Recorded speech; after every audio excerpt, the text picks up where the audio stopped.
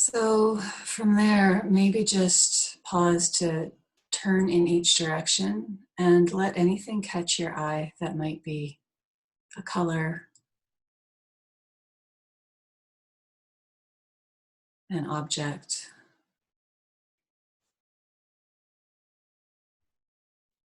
Just giving yourself a moment in each direction to see where you are in a new way.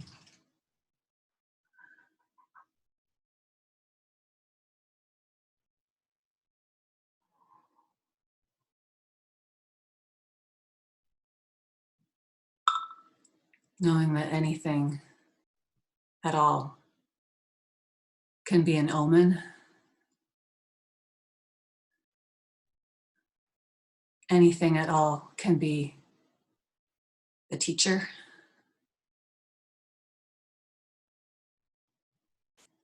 Anything at all can hold a message.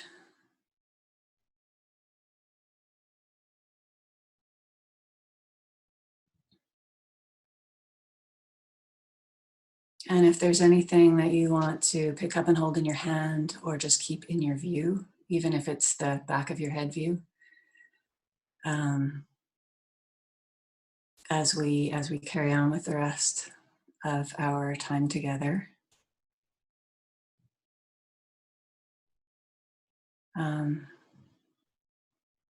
letting that thing, that object, that color, that whatever, that image be a part of the conversation that you are having with your lineage and with your doll that will become, whether it becomes a part of that doll or not.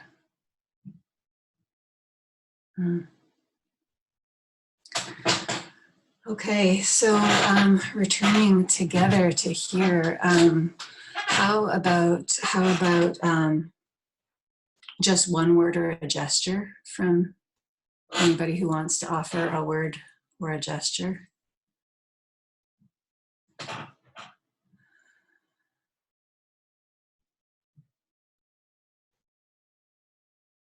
Just unmute. Yeah, thanks. Go ahead. Frozen. Frozen. Warrior.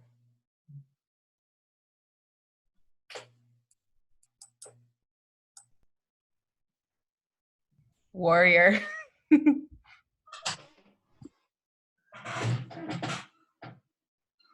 Open.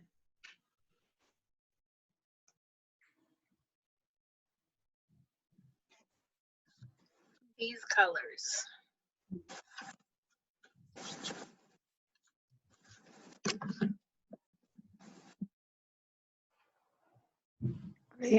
Grateful.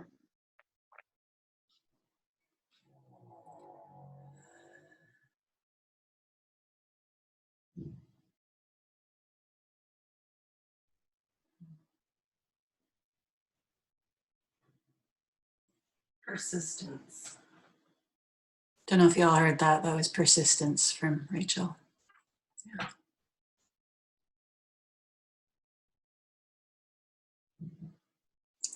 If any of the people that we can't see on screen, you can unmute yourselves and just speak a word if you want to.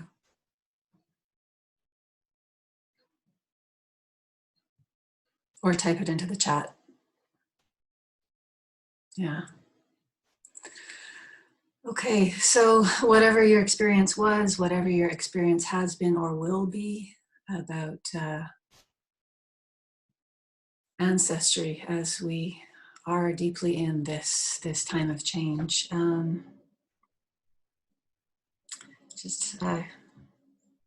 That's welcome here as we get into some talky stuff. So I've got some doll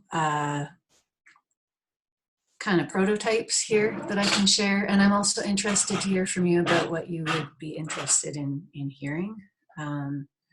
Some of you weren't here at the beginning when I said this year I'm student teaching in energy and embodiment path. I am a conscious dance teacher, a nurse, and an art therapist.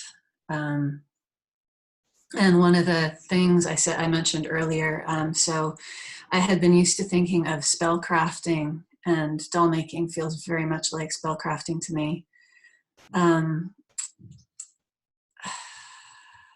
Where we're putting our intention, it's kind of a parallel listening. So we're putting our intention into an object and also listening to the materials and listening to the world, listening inward, listening to ancestry. So there's this parallel process of asserting or expressing and listening. This, out in.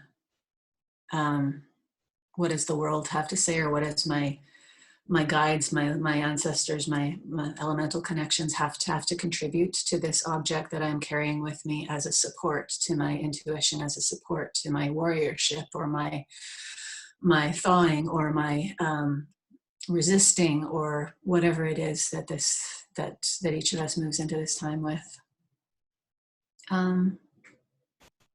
Yeah. So I can say more about that at question time later. And feel free to just jump in. We're not in school. You can just unmute yourself and say something or ask a question or whatever along the way. And time check, 1 o'clock, good, lots of time. Some people asked earlier about what kind of materials to use for doll making. And honestly, my favorite doll that I have is a stick I found on the beach, and I have done nothing to it. It's perfect. It's a doll.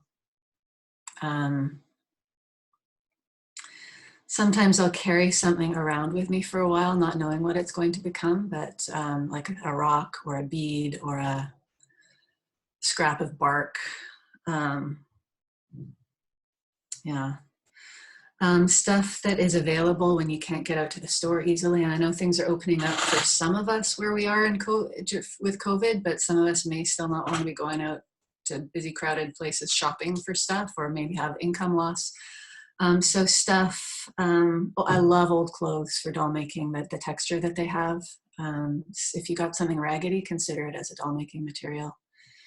You can cut buttons out of old things. For the folks who may not be able to see, I'm not sure if you can see, I'm holding up where I've cut the placket out of an old nightgown, and so I'll use the buttons from that. Sometimes clothing has unnecessary stuff attached to, I don't know what you're supposed to do with those little loops of ribbon that go inside shirts, but I cut those out to use. Stuff that has a stain on it, you can use the rest of the fabric. T-shirts are fantastic. I've got some ugly T-shirts that I've cut the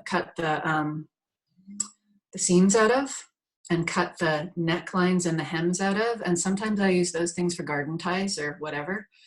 And sometimes they can be used in binding something to a stick or whatever. You can use those all kinds of ways because they don't fray so much. That's another reason I like T-shirt material, because it doesn't fray. I don't need to fart around with hemming and that kind of thing. Some feels really quiet. Do feel free to say something if you want. This doesn't just have to be me. Yeah. It's just the faces I can see. Is anybody not sure where to start with making a doll? I think I'm really glad that you gave that introduction, because I have crafty things here, but now I'm way more excited to like go out in the yard and the garden. So I'll disappear a little bit outside and then be back. Okay.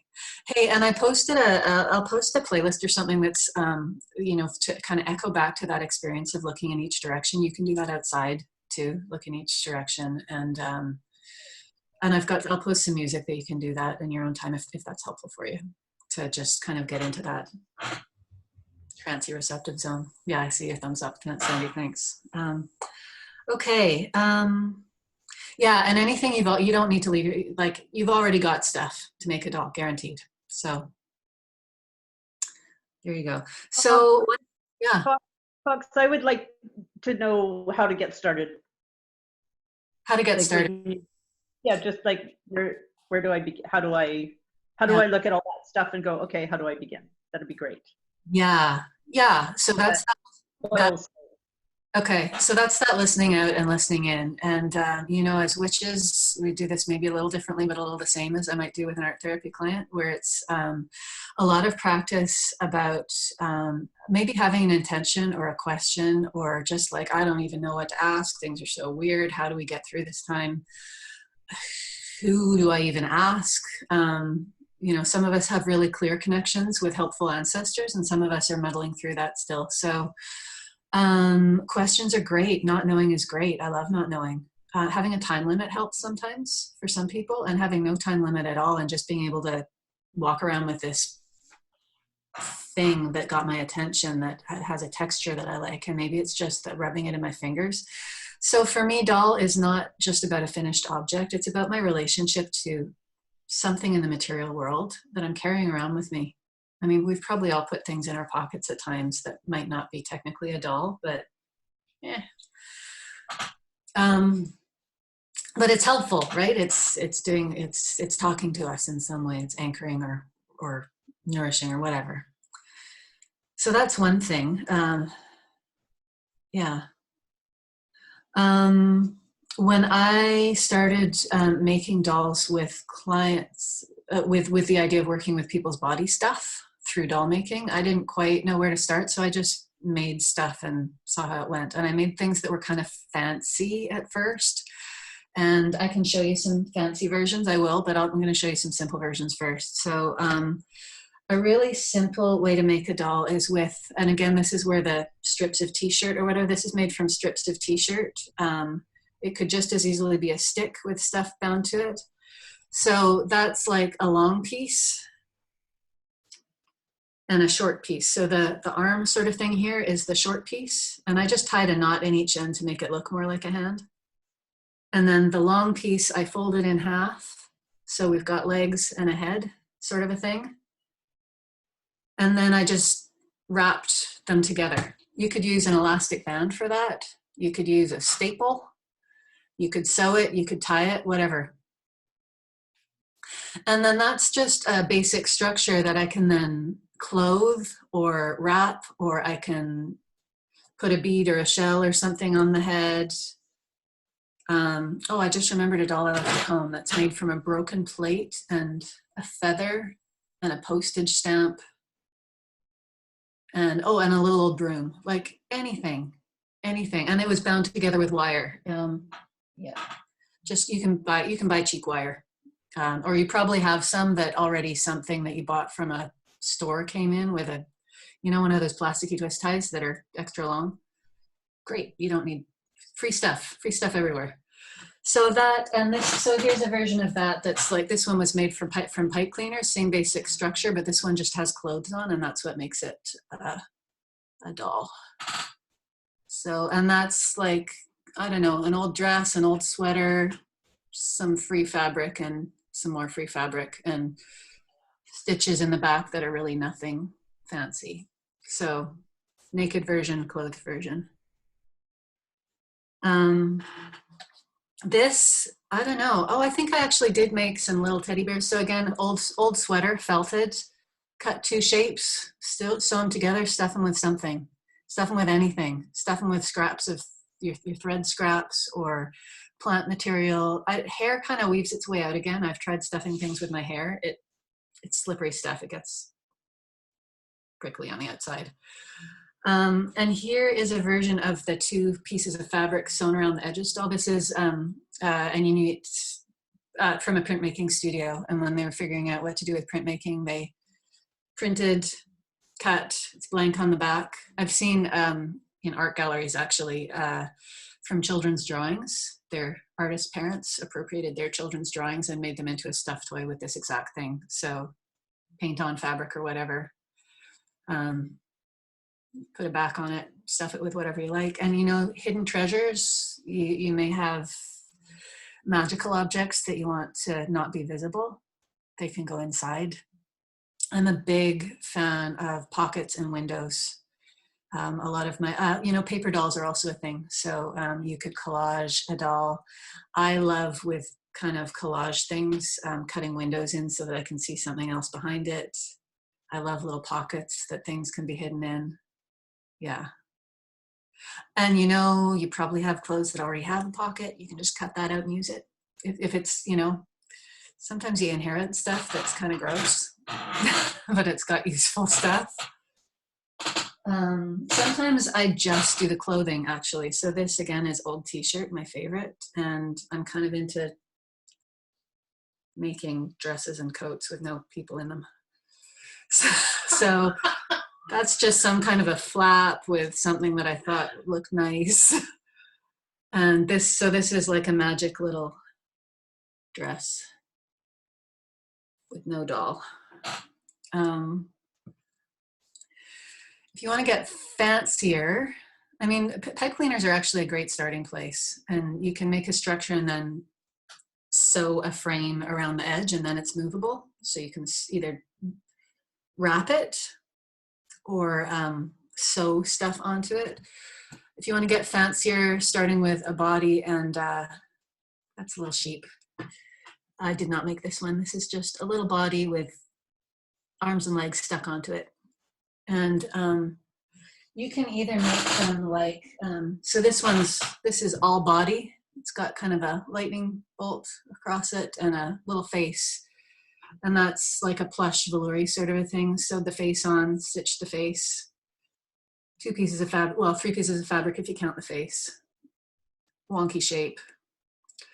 What I could have done, and I have with other ones, is say those legs were longer or not, I can stitch across there too. So I don't need to get all fancy with cutting different pieces out, or I can. And then the wonder of, whoa, how do these pieces all fit together? So that can also be really cool, is to start with something that's kind of broken or, you know, bitsy, and the assembling of it, what fits here, what doesn't. It probably won't all fit. I've got a couple of things from years ago that never got finished. So I tend to like skull fabric. And this one, I just used the back of it because it looks better and stitched across the mouth. So I've been carrying this around for, I don't know, 12 years or so. And it's got like some black stuff on the front. These are legs that I made for something else. They totally go with this, but I don't know how. So maybe eventually it will become finished, but it's already talked to me. So it's, yeah, we've already got a relationship. Here's another one that's got the skull face thing, and it's on the back of it. This one doesn't have arms, it's got wings. It's got hooks and eyes, which came from my great aunt's sewing basket, you know, those little hooks and eyes. And again, that's something you can cut off clothing that you already have. Looks like its wings didn't make it here, so and then the dash to functional internet. So it's got sewn wings. So I also like pieces that are detachable. Yeah. Speaking of which, here is a doll that my friend made for me, which has 2 sides. It's kind of made from flannel and quilting fabric, and anyway, so it's 2 sides stitched together. It's got a face on one side and stitched onto, and a different face on the other side with an oak leaf nose. And it's got removable boots that are really nothing fancy. They're just, there's nothing finished about those. They're just sewn together, and the cape with the birdie on the cape. And this one just happens to do the splits because that's how it turned out. So that's how that one usually sits, is splits position. So, and this is me, by the way. This is my friend's version of me. Has a crown somewhere that's fallen off along the way. That's, again, just a bit of fabric, nothing fancy. Oh, what did I do today? My breakfast avocado. Somehow the way I cut the skin, like I cut it in half and then I cut it part way up and it was wings. It was totally wings. So I might save that and dry it, and who knows, it might get used for something and it might not. Yeah, things with holes in them, like sometimes you find a shell that's got a hole in it. Or, you know, you can thread blueberries or something, why not try them? Things with holes are great.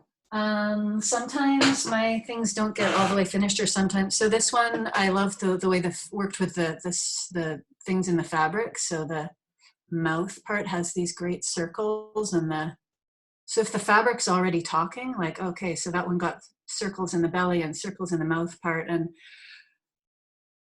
this doll's got a big old hand that gets dragged behind it sometimes, but I've never figured out the legs for this. And oh well, it's talking.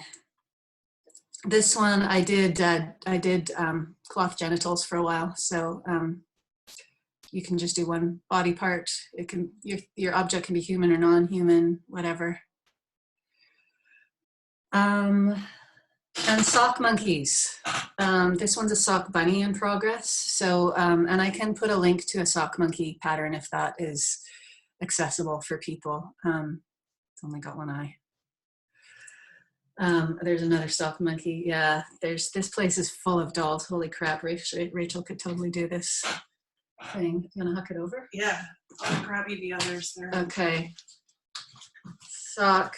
I think those are eyes and I think that's a tail. Socks are awesome. This is Wilhelmina and Frederick. Super.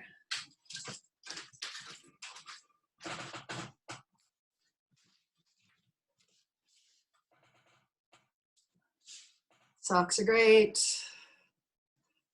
And then the whole interacting, if you've got more than one, or even if you've got just one. Here's little darling big tail. So cute. This was actually my first one that I did, and it was all about this piece of fabric, which looked to me like guts. Can you see that? So this was my working with my own stressy gut, and ended up with this doll that is super dissociated, but also really trancy and very relaxed. Yeah, so just starting with that, didn't know what I was doing, attached the pieces, not really knowing how, kind of sewed the arms right through and the legs right through so that they would be jointed. And you know, people who have interacted with this doll, somebody with an arm injury was just super tender with this, super tender with how the arms went and giving it lots of support. So that whole thing of once a doll is made, like the listening while it's in progress, how do you treat it while it's in progress? Definitely a special pouch or altar object, or even if it's just your bathroom shelf or something, but some place that you see and interact with regularly, that's enough attention, you know? It doesn't have to be super woo. But then the whole what happens next with the interaction, you know, and if these two met somewhere, who knows what would happen, right? And that's that magical part of the child part, and that this tenderness that often tenderness or abuse that often happens with dolls. Hey, they my brother used to beat the shit out of my elephant, and I didn't like that at all. But so definitely as objects to be acted upon. You know, and there's histories in different traditions about dolls being made in order to do harm or to do blessings. Yeah, that's a little start of some stuff. Yeah, I've got a box that I keep stuff in, like there's stuff, and again, it's clothing. This was a pair of underwear that came from witch camp, actually, so they're special. And the edges are cool. I've actually got the crotch of them cut out for something special. I think it's in the bottom here. I think this came from that came from witch camp too. So I happen to be attracted to reds at the moment, so yeah. Oh, there it is. Here it is.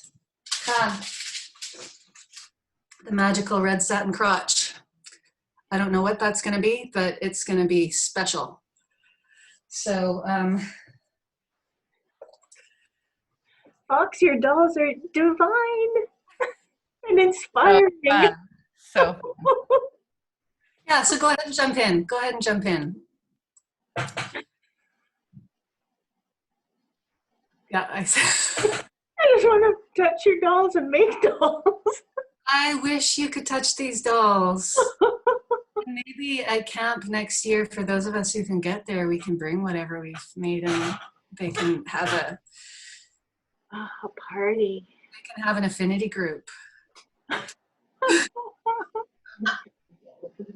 I would love a photo of the doll community. Yeah, we could look into having an online gallery or something of in progress and even just the materials, and that is one of our sacred spaces to place things. Yeah.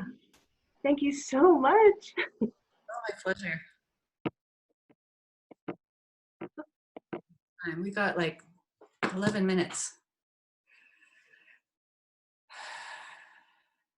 Anybody got a story about a doll or something that was given to them by an ancestor, or a wish for something that was not given?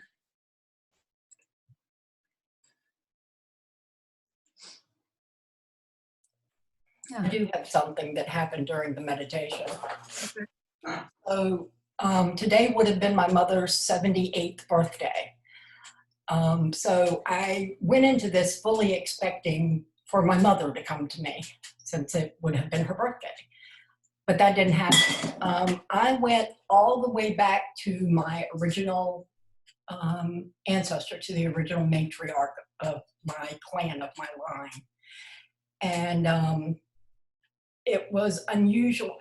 I don't know why I didn't think that would happen, because I've worked with this person, this being, before. I just expected my mother, and that's not what happened. I got a lot.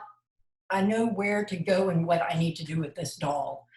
I know what she needs to look like and what it holds for me. And I want to tell you, I'm very, very thankful that you talked about the fact that it can be as simple as a stick or a shell, because it doesn't have to have human form.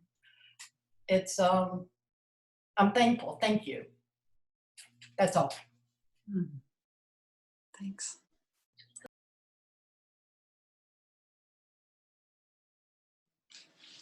For the people who can't see their screens, this fun thing is happening where people are approaching their screens and moving away from their screens as they're ready to talk. Ooh. I would like to share a picture of me and my first doll. It was given to me when I was a baby, and its name was Angel. And you can see Angel on the front, but at the back it had these teeny tiny painted wings, and she was made of plastic. Oh. Isn't she great? And you can see I liked her.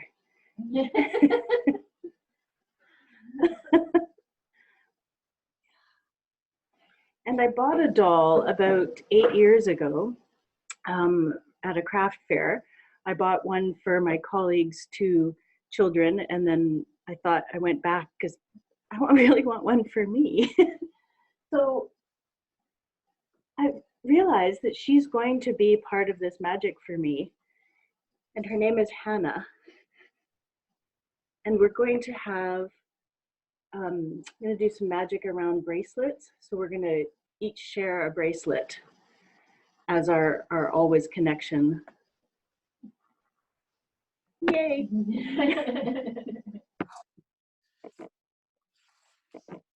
You're just reminding me about when I was little, my mom and my doll Sally and I had matching pink corduroy dresses and kerchiefs.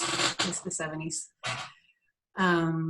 Yeah, so there's something about this thing where something about this is just echoing that there's this thing that has happened where images of the same have been made, and the sameness has kind of been reinforced through doll, that human connection of lineage. Yeah, so things can be super non-human, things can be super specifically identified as lineage. Yeah, I worked for, when I was doing my grad research, I had an old wool shirt of my brother's, who I've got a problematic relationship with my brother, but I loved handling this wool shirt that was his. Didn't make a doll, I made something else out of it, but even just the handling of the materials and taking the time to just be with them before they have to become something. Like, they don't have to work right away, they can just be, and there's so much in the tactile experience of being with stuff. I was just gonna go outside, but then I heard that people were sharing stories about dolls, so I went and grabbed this rag doll, which has I don't know what its original story is. Oh, of course, my battery's now running out, but I think I got enough time to go get the plug in a minute. But my dad is a dancer, and he was a dancer since he was in college and did a lot of contact improv. And so we did this class, this like parent-child class when we were little that was called, it was like releasing was the name of the method from one of his professors from the University of Washington. So what we did this thing where the kids would lay down and we were supposed to act like a rag doll. And so the adults would like pick up a limb and our job was to be like totally released so they could do this. And how we learned about it and practiced it is the kids practiced it on the rag dolls and the adults practiced it on the kids. And I didn't know that I still had this, but recently I found it in my stuff. So when me and my siblings were little, we like learned about releasing by playing with this rag doll. Amazing.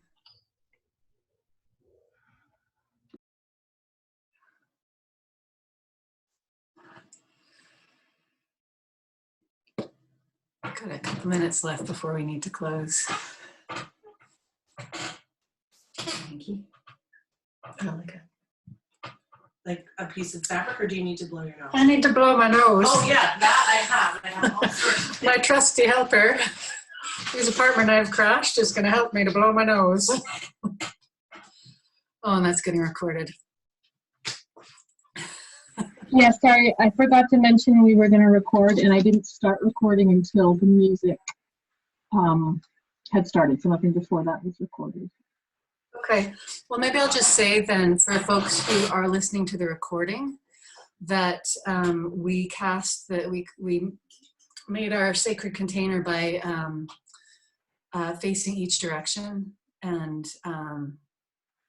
each in our own way, ancestry, with lineage, with gift, with absence, and from each direction connected that way. And we also, I'm not sure if that's in the recording, but that can be a great way to look at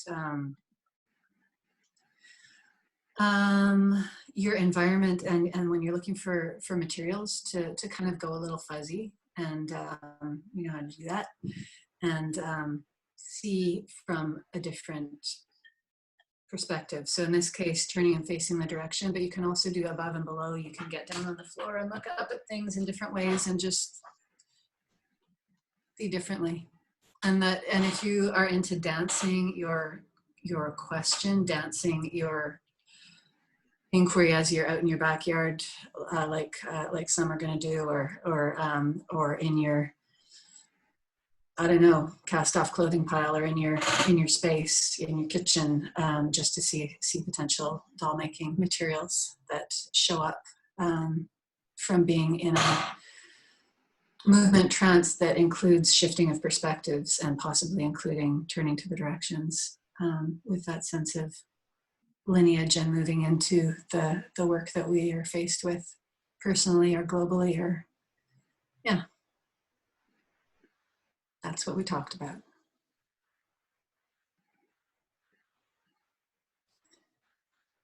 Okay. Are you doing the next one of these, Allison? Fox, do we have instructions for the next steps moving forward? We don't.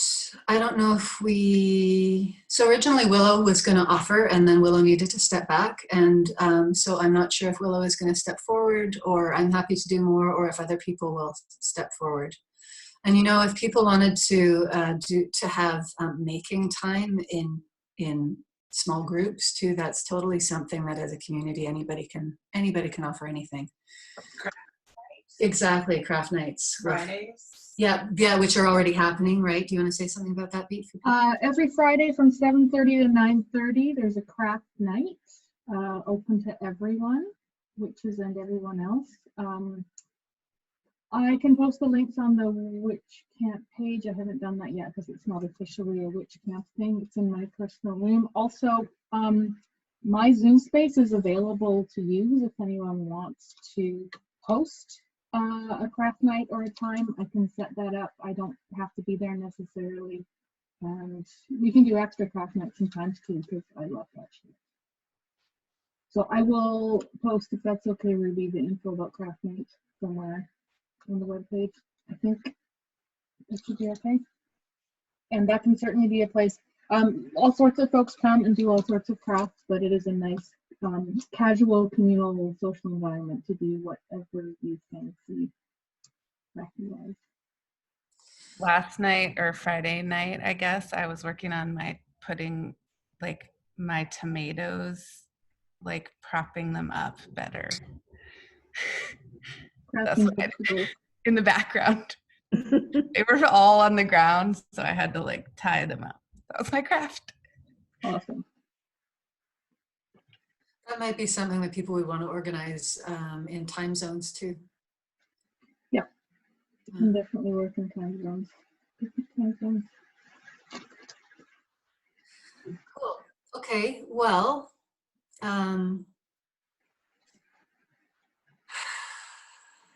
let's just have a moment of appreciation for each other.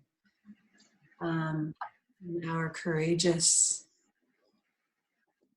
quest, our courageous staying put, our courageous showing up for ourselves and each other and the work of the world and the magic of camp, the magic of Baba Yaga and Vasilisa and their doll.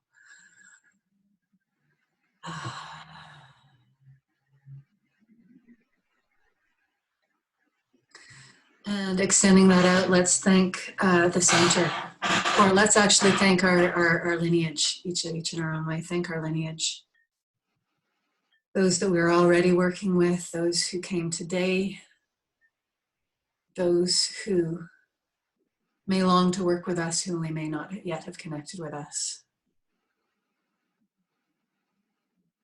And I just want to say something about choice, that we have choice about who we want to work with, whether they want to work with us or not. We have choice, and we can work with the wounded or we can work with the whole and well.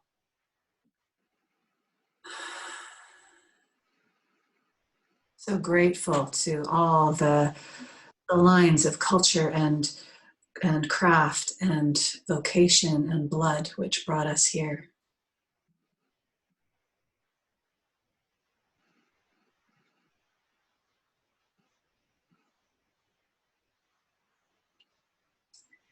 And with gratitude, we release the center, the stirring up center, that space between heart and hara, and the space that we moved in today, the mixing and mingling place, beginnings and endings. We honor, we recognize, we release. Center is sacred. And turning to the north.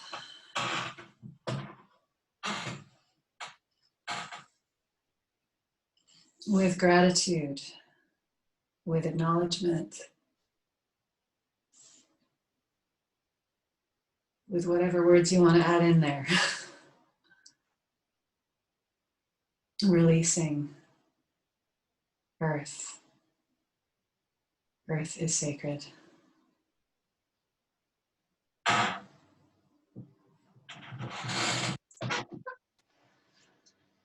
And turning to the west.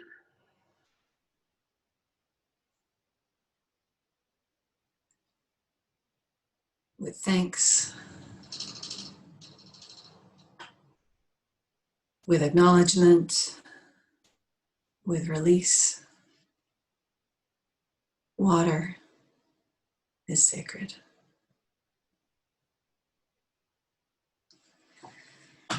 Turning to the south.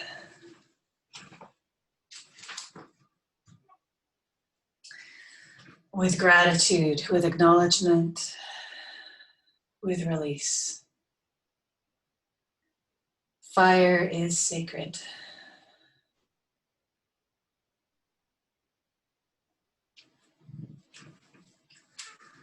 Turning to the east.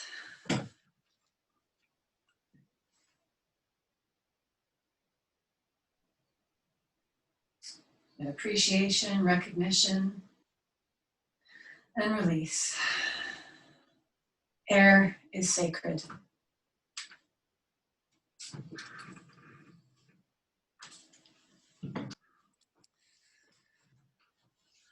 So let's unmute for this last little bit. And for people with cameras, have we done this cool thing before, the hands thing? So we made a circle. So if we put our hands to the edge of our screen, and for the folks who are not seeing this, we can kind of connect to each other, like yeah.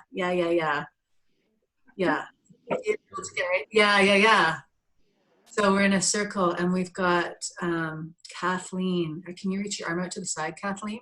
So that it, yeah.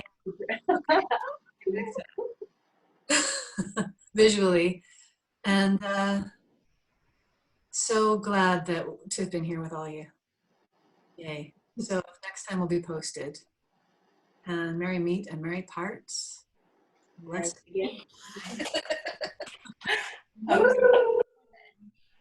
Thank you, Fox. Thank you, Fox. Thank you. Thank you, Fox.